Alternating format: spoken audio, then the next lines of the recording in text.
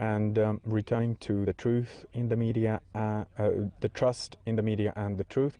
We're going to look for answers. What is the media role in fighting misinformation, and how the trust has reduced to traditional media, and also how to promote discussion between the journalists and the society.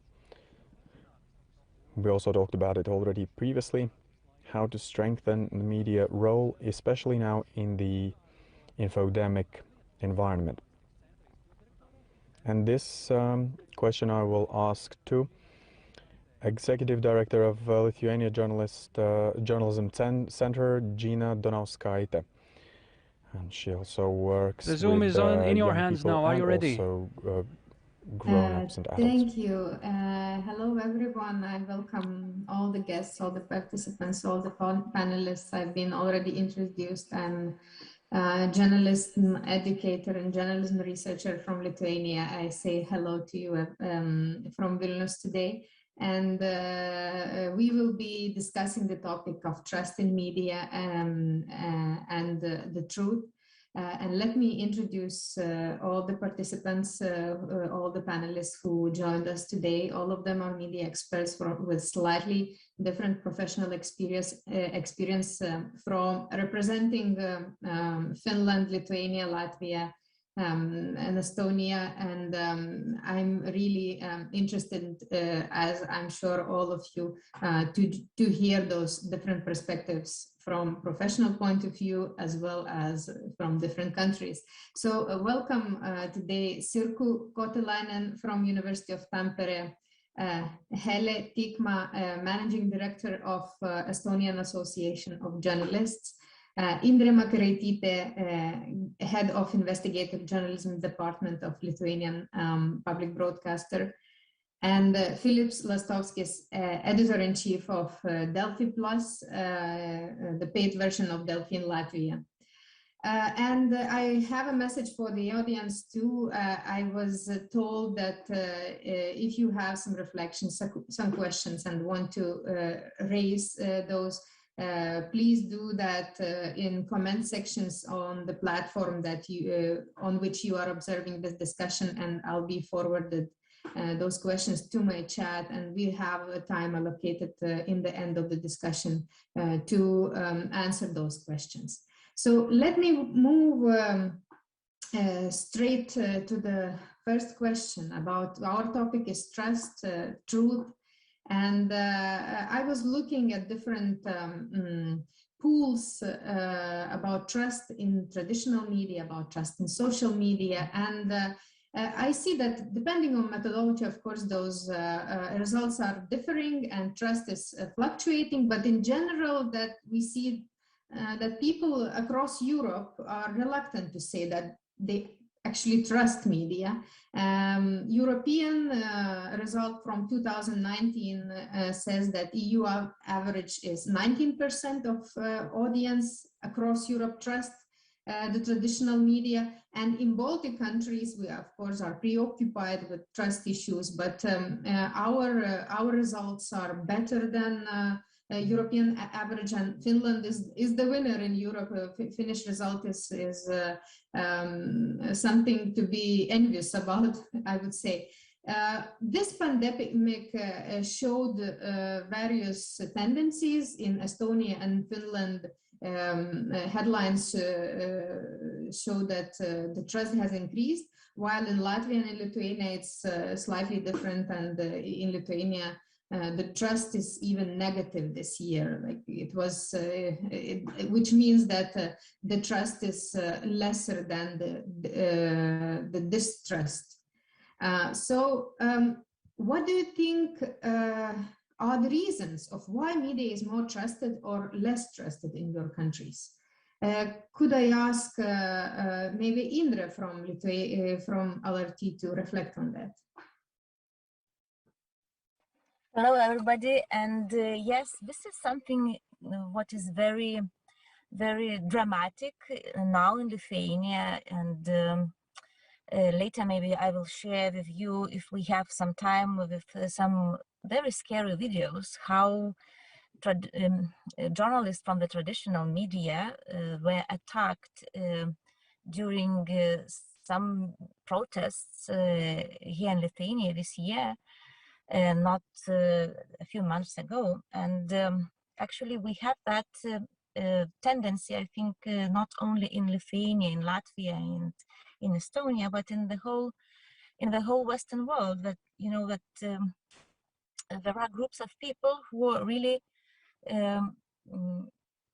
do that. I mean, they spread distrust in traditional media and escalating that. But talking about Lithuania in particular, and a little bit in Latvia, what we've found in our research is that there is a particular group of people who is doing that job, and this is not connected to a normal skepticism when people have doubts or questioning, processes around and the world around. But these processes are clearly connected to the activity of, I would say, anti-state organizations who have become extremely active because of the pandemic. And I would say on the second quarter of the pandemic and after the first lockdown here in Lithuania. And these groups, they have very clear connections to the pro-Russian, pro-Belarusian groups. Most probably they are financed by Russia or Belarus, because one of them, for example, clearly working for Belarusian state television, broadcasting directly from the protests, how they attack traditional journalists and traditional media. And these people became very active not only on the street, but they become very active in the social media and creating bubbles. In those bubbles, you cannot find anything good about the traditional media. And for example, when the journalists tried to go to talk to people gathered in the we call it the Great March for Traditional Families back in May, they simply were, not only distressed, but people didn't talk to them because they came from 15minutes.lt, from Delphi LT, from Alerta, and from other traditional media outlets. And if in May they didn't talk to journalists, so in August during the riots near Seimas, they simply attacked. And this is not going only in Lithuania. And those particular people, they do the same things in Latvia. They export the ideas uprooted here in Lithuania to Estonia as well. And we see the same people, traveling to helping to organize protests, the same protests in Tallinn, in Riga, and in other cities.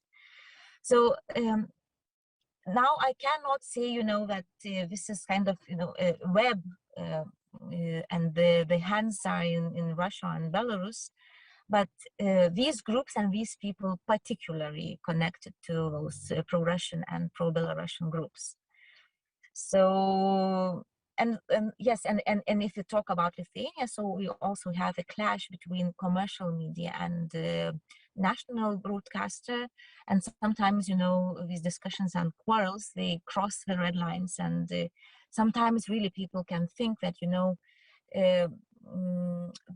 something bad with the content, not only in the management, but in the content as well. So it also makes, them not very happy and distrustful. So this is about Lithuania broadly. Philips, Latvia was mentioned. Is there something, the same processes, like something orchestrated about this distrust by active organizations, or there's more to it in Latvia? Yeah. Hi, hey everyone. Yes, if we look at the pandemic time, then it's almost all exactly the same as my colleague from Lithuania said and told. But if we look at this question in a broader context, from which places these feelings with distrust are coming, I think we have to look a little bit like 10 or 15 years before this point. Especially before pandemic. And it all comes together with this fragmentation of media, what we have seen in the last 10 or 12 years. So the readers or the audiences, when they are looking at us, they are getting more confused than they were before. As I believe it was discussed in the other panels, and as I also heard that not everybody have the skills for media literacy to make distinction between Facebook or Twitter and Lithuanian or Latvian public TV. So this problem is deeper than just those groups in what we see in pandemic. Like right now we see the spike of it, and it is very visible. But in Latvia, this context, it is very difficult because it's not just because we have this Soviet time legacy. Lithuanians and Estonians have the same. But if you look at the Estonians, then Estonians, these trust levels are much higher than Latvians or Lithuanians, especially Latvians. But there are some events, as for example, the newspaper Džina before 12 approximately years when it collapsed, it was in sense of trust, it collapsed. It was very visible how oligarchs just played with it. So when audience see that the newspaper, what was for many years known as the leading investigative power in media in our country, can be just destroyed in contentful way, in a transparent way, then one has to think maybe it's possible also to the other media outlets. So this feeling for the last 10 to 15 years, it went only to the worst side. And now in the pandemic, we see the result, what are mostly cumulative from the past 10 years, I would say like that.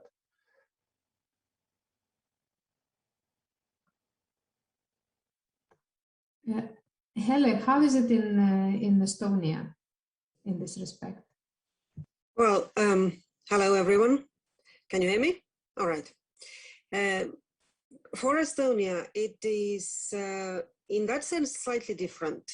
That trust in media has been quite high for a long time, and while it has been dropping before the pandemic, it dropped quite well, visibly already, but it has been rising again. But you have to, I guess, as Indra said, break it down to the, well, against private media and the public service media, because the main thing that drives actually the trust percentage in Estonia is the national broadcaster or the public service media.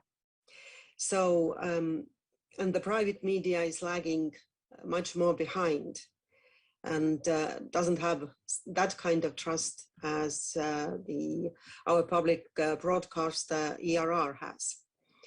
Also, well, this is, again, agreeing with Philips, it's not exactly the last couple of years trend. It has to do with everything that has been happening over the last 10, 15, maybe 20 years.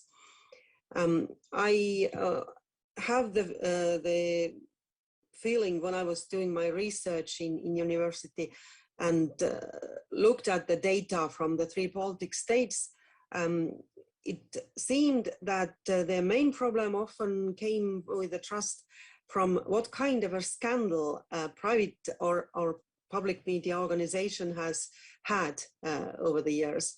And if it was a political scandal, it always tarnished the institution much more and broke the trust much more than just an economical one. But the oligarchs always had, well, big effects because they brought in their own point of view. Estonia didn't really have that, even in private media so much. So, well, we are in a better position to begin with, so we have kept the better position as it is. And of course, the Russian-speaking population has been turning towards public service media as well, much more.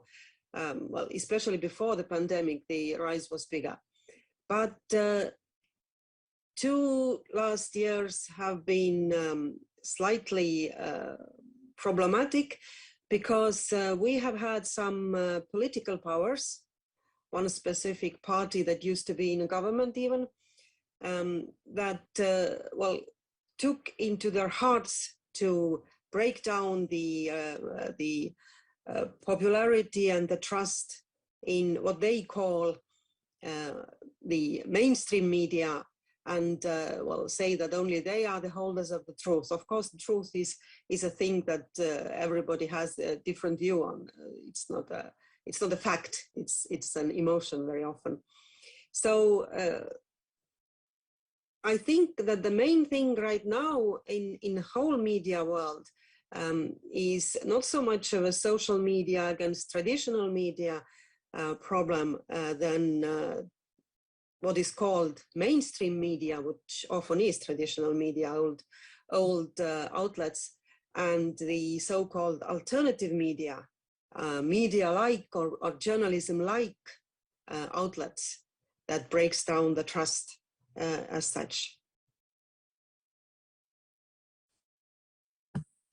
And can we hear from Sirkku more about how Finland manages to keep trust relatively high, the highest, one of the highest numbers in Europe? Well, thank you. It is very interesting to this whole panel to hear about all these Baltic countries. But I think I agree very much with Estonian and Latvian speakers in that sense, that we need to go a bit more far than only this pandemic. But I would like to go, if you ask how Finland especially has created the trust, it is not a simple question. It is stuck in our history.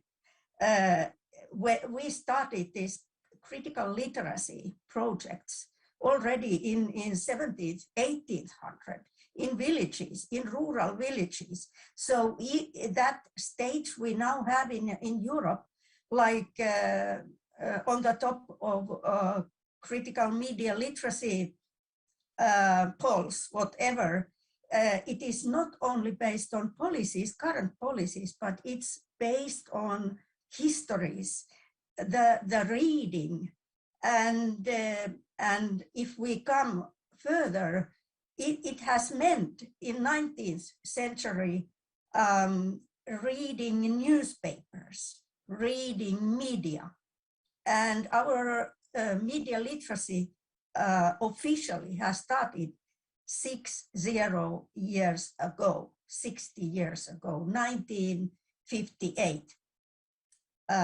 Over 60 years ago. So it has been like very planned activity, stable activity, in outside school activities and school activities. That is one side of the fact, but I would like to stress much more on the education, not only the civic education and youth and children education, but the education of journalists. They are academics.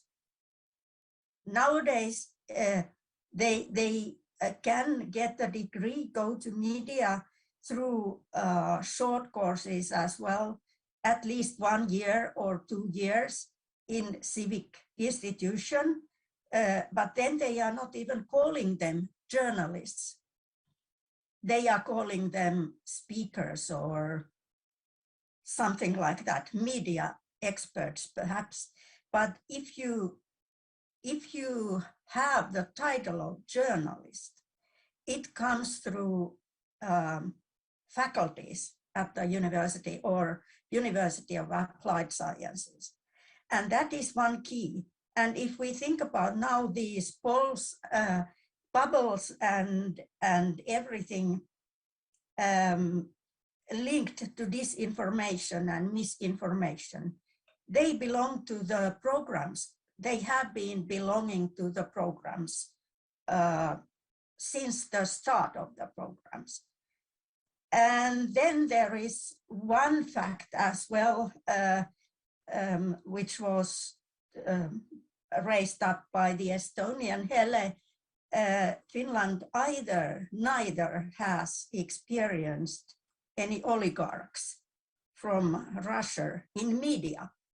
Well, if we have had some, they won't be for long. So our audiences vote them out. So it is like the dialogue of media and media literate audience, I would say.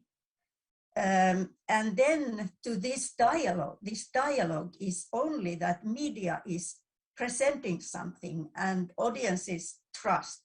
But the trust is created like, so with collaboration with media. So, and like Helle points out, our statistics show as well that it is the public broadcasting, public service media, which is trusted very much. But it is not only public here in Finland, it is private as well, through collaboration with each other. They are not fighting with each other, they are collaborating. And if we think about media literacy programs, outside school programs, projects, media creates them as well. So for example, in media houses, including public broadcasters, private broadcasters, whatever, they have nominated journalists who are nominated to implement media literacy projects, for example. So it's a dialogue and it's education, I would say. Indra is raising her hand and wants to comment. Yes, it's so nice to hear, perfect examples of collaborating and dialogue culture in Finland. And but I would like to mention one thing, that even in comparison, not with Finland, I wouldn't even dare to compare Lithuania to Finland, but even in comparison to Estonia and Latvia, situation with media in Lithuania has a very, very different landscape. And when you had investments from the Scandinavian media to Latvia and Estonia, and you had trustful outlets, media dailies, we had very different situation, because we had two dailies, commercial dailies in Lithuania, run by two media oligarchs, but Lithuanian origin, and they both, competed with each other and simply, racketeering businesses and politicians. And I would say that, the last 10 years in Lithuania, I've been working for more than 20 years in media, and last years, it's, they are probably the best years in the sense of freedom of media and freedom of journalists, because this happened only because of the internet. Because if not the internet and the competition from the portals newly established, we would have, I don't know what that would be extremely difficult to talk about freedom of the media. And yes, we can talk about that the trend in distrust in media is happening, not today and not yesterday and not from the start of the pandemic. But I would dare to say that in Lithuania, situation is a little bit different than in Latvia, Estonia, and Finland. Helle, you wanted to comment. Yeah, I wanted to just point out, well, actually now, out of Indra's comments, I would also like to say, yes, we did have Scandinavian, input, both in money and in cultural features in our private media. And I guess that's part of the reason why even private media was pretty trusted for a long time, and has lost now somewhat. But the main problem, of course, in my eyes, is, well, mainly the split of the media field to a different smaller and bigger traditional and not so very traditional outlets and platforms, and also the way of thinking about media business, and not so much about media culture, which means in some sense that media outlets are giving to their public or to their audience whatever the audience wants, instead of thinking what exactly the audience needs. I always have loved this quote from 1926 from the first general director of BBC, Lord Reith, who very arrogantly said that the role of the, public service media, of course, or broadcasting at that time, but role of broadcasting is to give to their audience what they need. We keep to forget that we actually are obliged to keep up the culture, not exactly make money out of clicks or things like that. Thank you. Philips? Yes, Helle and Indra mentioned the Scandinavian investment part, but in some way rises the trust level from audiences, because we know what the culture of the media and transparency is there.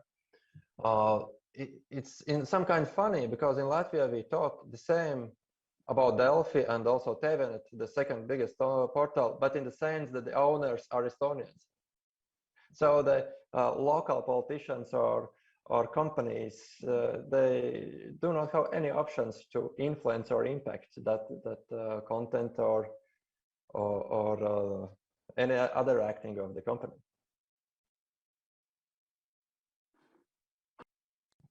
What do you think, who is responsible for changing? Who could be the one, or what could be that the changing force in raising the trust in the traditional media? And now that it is very difficult because we have social media on the rise and more people are using social media, and young people are going towards social media, choosing social media over traditional media. But like, as it was raised, like this idea of growing the culture. So how to do that? Who is responsible for pushing for this? Sirkku, maybe I saw your hand raised. Yes, thank you. If you ask so, I would say it is the youth. Young people are the change makers. And when I say so, I mean that more traditional media should take really seriously those young people who currently are using social media. And I very much liked the presentation, the last minutes of the presentation by the Facebook expert, Sarah, because she mentioned the context. And I would say it is the context. We as adults, media experts and media scholars, we should highlight the youth and take them to produce together to this, how to say, participation of audiences, it has been the key factor in Finland as well for centuries. And nowadays, it means that I am basically youth researcher, audience researcher currently. And when we talk about even underaged young people, it is the youth work and out of school social media platforms where they exist, even Facebook. And so traditional media should go there to create projects together with youth, because with that kind of activating participatory work, they learn this critical media literacy as well, and they learn to respect media. That comes out through youth researchers as findings recently. Thank you. I will also, there is a question from an audience about the youth, and maybe it would be like, maybe you could answer, Sirkku. The audience is asking, is it an issue that there is a tendency for young people, for youth nowadays, to follow opinion leaders on social media more than the information available from traditional media? Maybe the young people just will not be interested in you know, having projects together anymore with traditional media representatives? Yes and no. So I would like to say that these opinion leaders, they are very important, and actually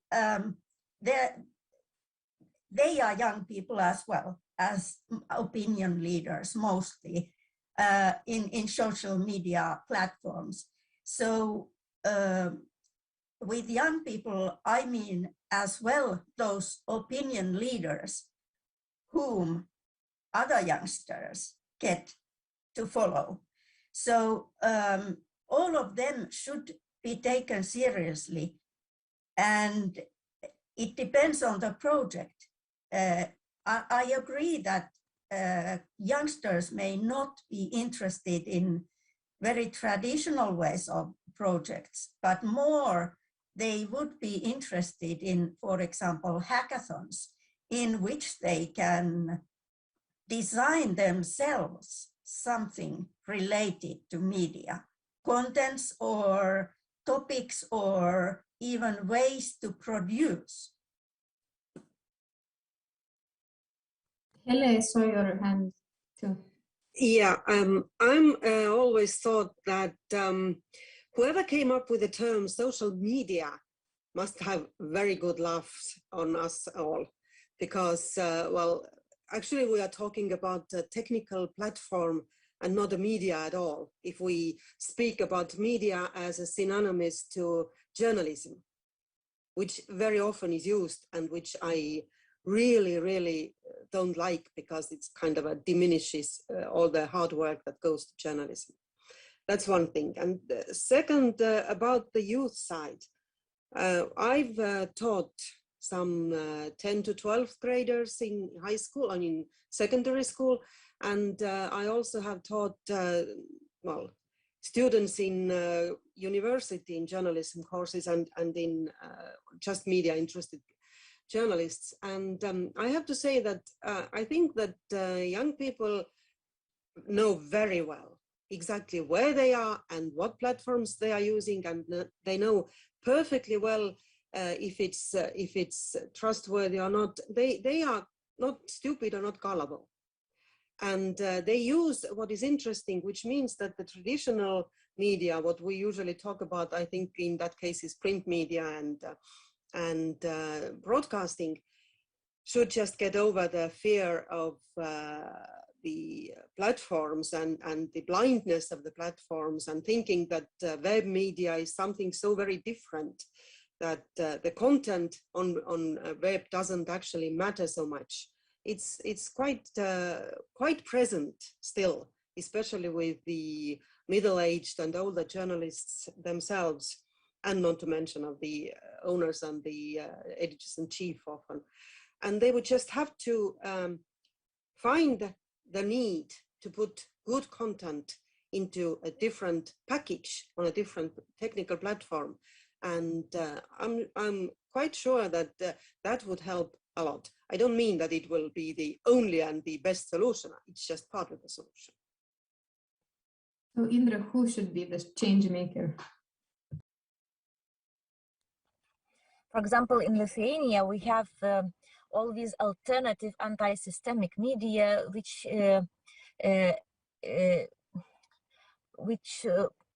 has, you know, roots in that very traditional media. One of the very traditional dailies, Respublika, has become, you know, one of the biggest sources of fake news and terrible information, and that anti-systemic media fighting with the traditional media. So first of all, I would agree with Helle, you know, that this is not the definition is not correct, that the traditional media, social media, but what we are trying to do, and I really find people who really think that way, that traditional media, or that trusted content, and that the content of a journalist should really do more on that technical platform, on social media.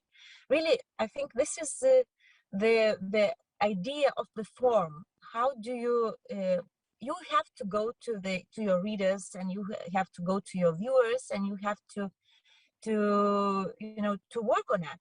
It's not enough, you know, to do a good content, but you have to work and to fight for the audience. And this is the way, I think, and that's and the social media is a perfect way to work with your audience.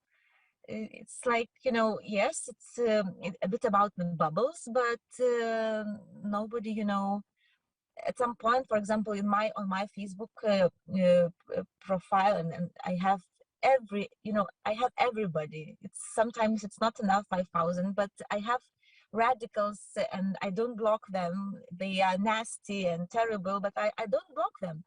And I think sometimes, you know, I even see that sometimes they put likes on very good content of the traditional media, and I'm teasing them, you know, what are you doing here? It's like, do you like something what the traditional media you hate so much publishes? So maybe not that everything is not that bad, you know. So and I think that's the way that you have to use what is, you know, how to find more audience, especially in social media. Philips, what is your take on this question?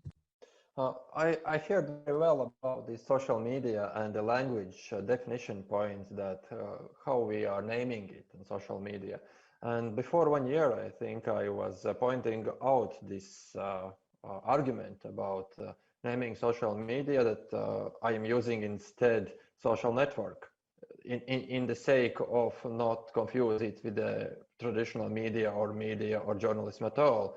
And immediately I got arguments from academics, because if you use term social network, it's totally different meaning in academic language than social media. So there is discussion there when academic side is saying that maybe be more careful about what you are defining and how, because, you know, social networks we are social networking even without Zoom here. We are making new contacts, and that's part of that.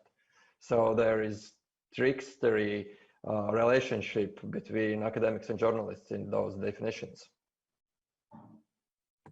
Sirkku, you are waiting for your turn. Yeah, I don't want to stuck into this kind of definition discussion, but I agree that academics talk a bit different ways, and it depends on which academic field you come, social science or even youth research or outside journalism. But what we with the media literacy experts have been discussing recently is that even the term of media literacy is old-fashioned, and it is relating to more traditional media than this online platform age, which needs new terms as well. And most recently, many of our studies has been discussing about algorithm-based literacy and platform literacy, and highlighting especially that idea which Helle pointed out, that there is a difference of institutional platforms and then those created by only users, which may be even user-centered leaflets, whatever, online. So, so if we talk about platforms, they have been established by companies and institutions, mostly. We are running out of time, so I want to ask everyone one question and just ask you to answer in a couple of sentences. Are we approaching the times of even lower trust and alternative truths, or on the contrary, there is still hope? And if you know where is the hope, where we should search for it, where is it? And then we will end. Indre, maybe you start.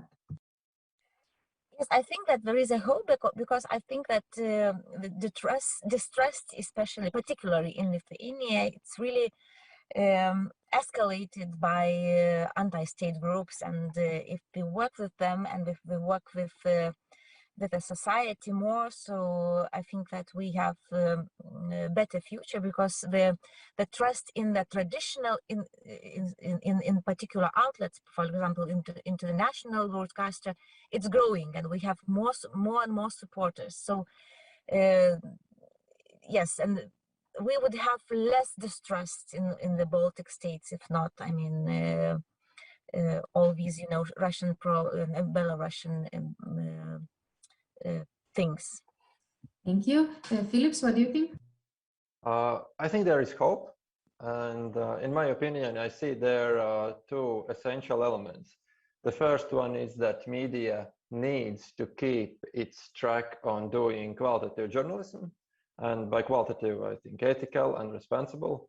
And they need to do that. There is demand for that, even in all age groups, when all audience wants that.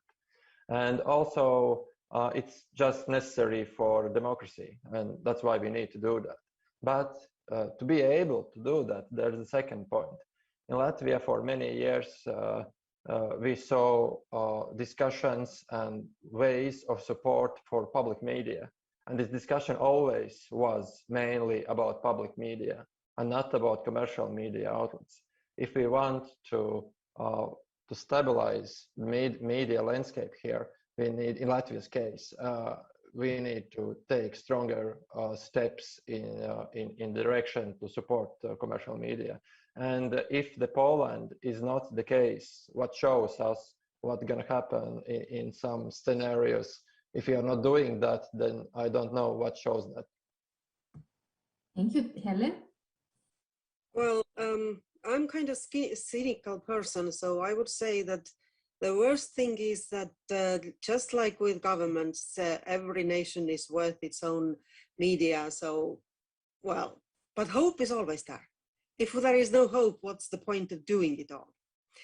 And I have noticed lately that while in Estonia often media is talked about as business and journalism is forgotten with it, nowadays the businessmen owning the outlets, owning the media companies, which have this outreach already in Latvia and Lithuania, they are finally getting to the point of understanding that it's not about getting a lot of money out of low-level media, but that quality journalism is actually what gives them the future income. So the journalistic culture is what is hope.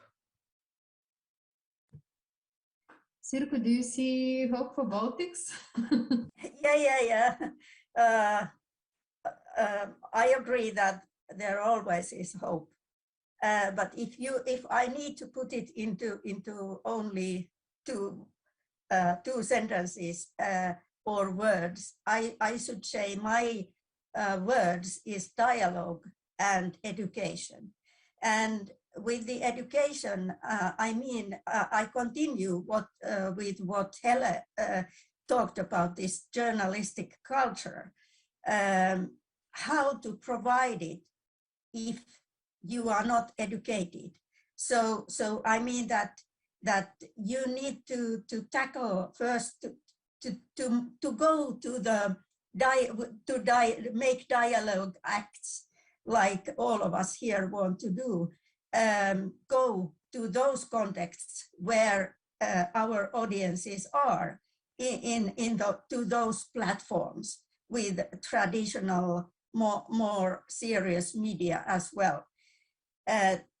But together with that, for making that, we need education, technical education and cultural education and societal education as well to journalists. Thank you very much, everyone. And with that, we will finalize our discussion. Thank you, the panelists. Thank you, the audience, for asking. And let's continue those discussions in other formats.